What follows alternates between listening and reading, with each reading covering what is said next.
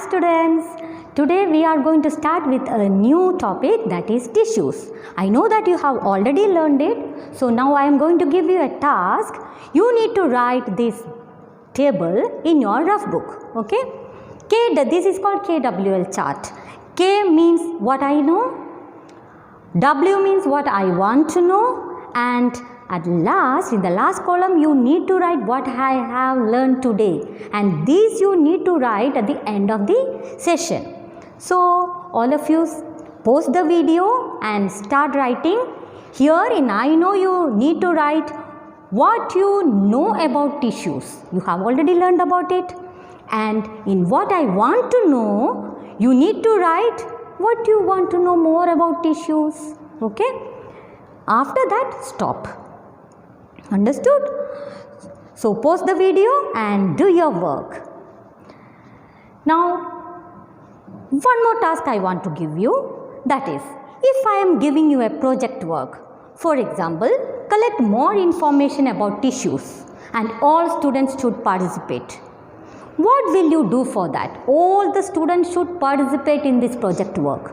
I will give you 2 minutes, pause the video and write, because this is very important. You are going to compare it.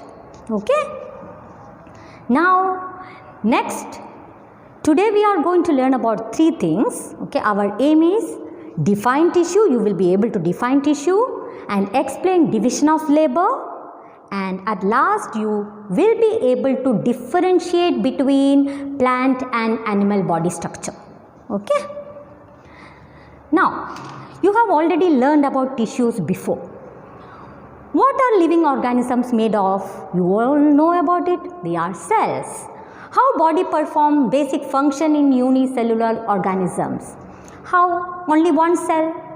In one cell perform all the functions, isn't it? In multicellular organisms, how are body functions carried out?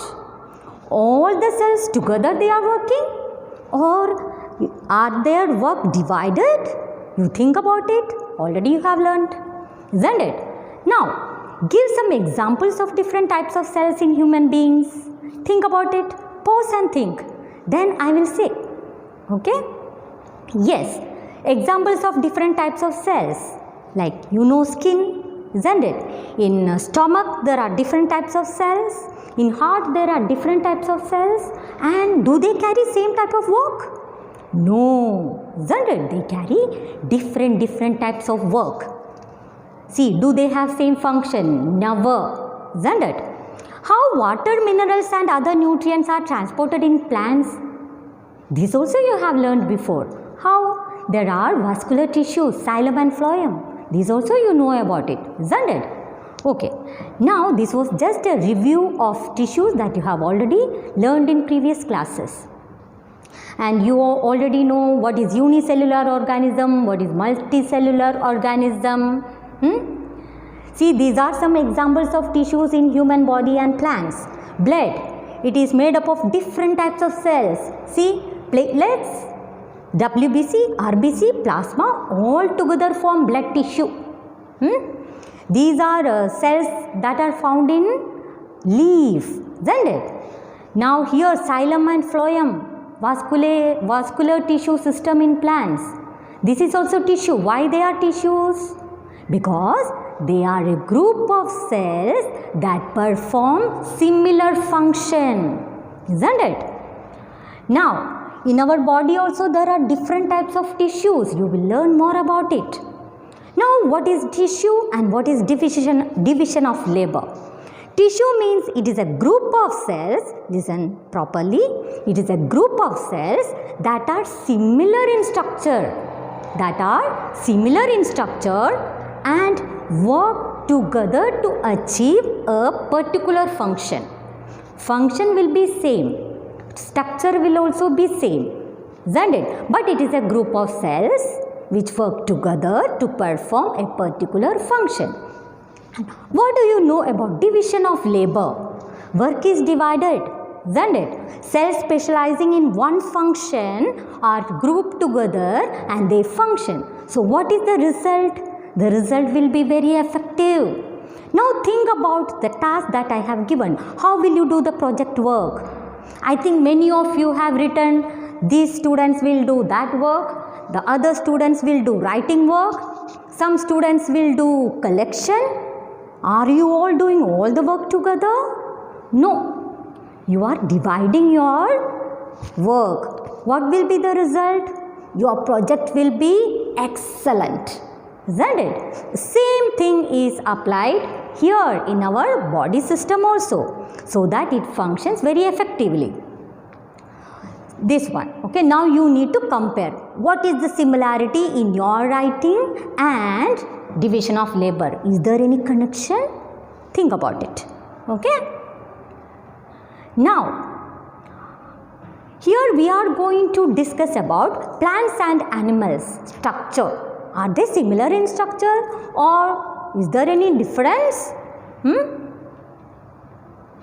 See, plant cells, animal cells, I have differentiated it. Now I am going to give you another task, okay. Pause the video. Pause the video. Why do plants need less energy? Why do animals need more energy?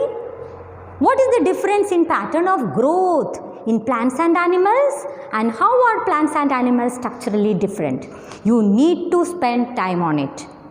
Pause the video and start writing. Then I will discuss. Okay, hope you have already done.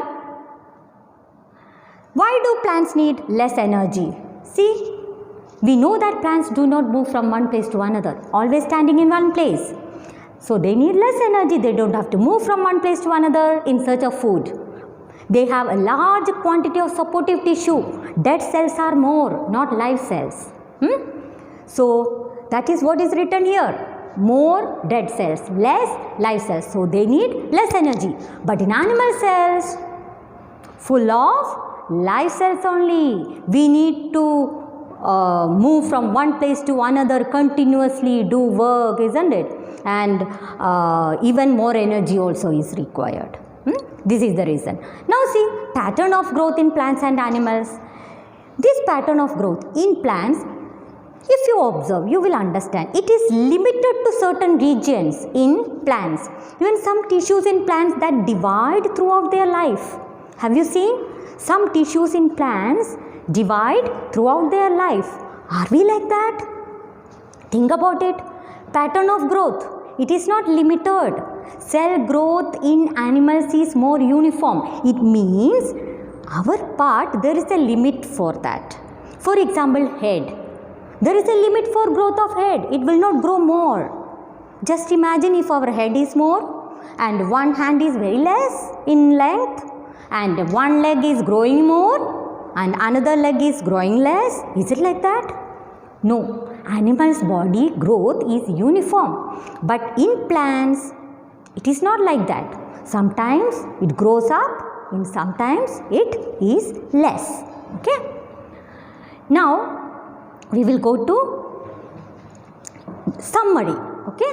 What all things you have learned today? What are tissues? Can you define it? Yes, tissues are a group of cells which perform the same function. And what is the need of tissues? Why do we need tissues? Because in multicellular organism, our structure is very complex.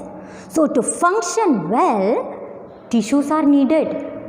Cells are grouped together to function separately, so that efficiency is more. Now, you need to write these two questions that I am going to give you in your notebook. What are tissues and what is the utility of tissues in multicellular organisms? And I hope you have understood today's topic well. Thank you.